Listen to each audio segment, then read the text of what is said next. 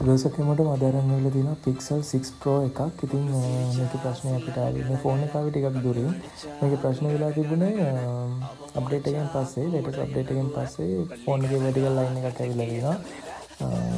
ඉතින් අප්ඩේට් එක වෙලා උදේ ෆෝන් එක බලද්දි vertical line එකක් තිබුණා තියෙනවා. ඉතින් කස්ටමර් අපිට මුලින් කතා කරා මේකට මොකද කරන්න, මේකට මොකද තියෙන සොලියුෂන් එක කියලා. පස්සේ කස්ටමර් ගොඩක් තැන්වලින් හොයලා ලංකාවේ ගොඩක් තැන්වලින් හොයුවට පස්සේ හදලා දෙන්නම් කියලා තිබ්බේ තියෙන ඩිස්ප්ලේ එක no warranty. නමුත් කස්ටමර් අපිට ආයෙ පාරක් කතා කරලා ඇහුවේ මේ ඩිස්ප්ලේ එක රිප්ලේස් කරගන්න පුළුවන් ස්ටොක් තියෙනවද කියලා.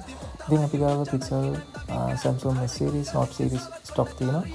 ඉතින් ප්‍රශ්නයක් නැහැ ඩිස්ප්ලේ එක රිප්ලේස් කරමු කියන තැන තමයි කස්ටමර් හිටියේ. ඉතින් කස්ටමර්ට අපි අපොයින්ට්මන්ට් එකක් ඩේට් එකක් දීලා කස්ටමර් ආවා.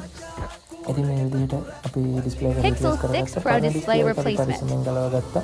මොකද කස්ටමර් කිව්වේ ප්‍රශ්නයක් වුණොත් මේ ඩිස්ප්ලේ එකේ අලුත් ඩිස්ප්ලේ එකේ ප්‍රශ්නයක් තිබුණොත් මට පරණ ඩිස්ප්ලේ එකේ තිබ්බ විදිහටම ඕනේ කෙනෙක්. ඉතින් පරණ ඩිස්ප්ලේ එකත් අපි පරිස්සමෙන් ගලවගෙන ෆින්ගර්ප්‍රින්ට් එකක් කැලිබ්‍රේට් කරගෙන අලුත් ඩිස්ප්ලේ එකේ ෆින්ගර්ප්‍රින්ට් එකත් මෙවදී විදිහටම කැලිබ්‍රේට් කරගෙන අපි වැඩේ සාර්ථකව කරගත්තා.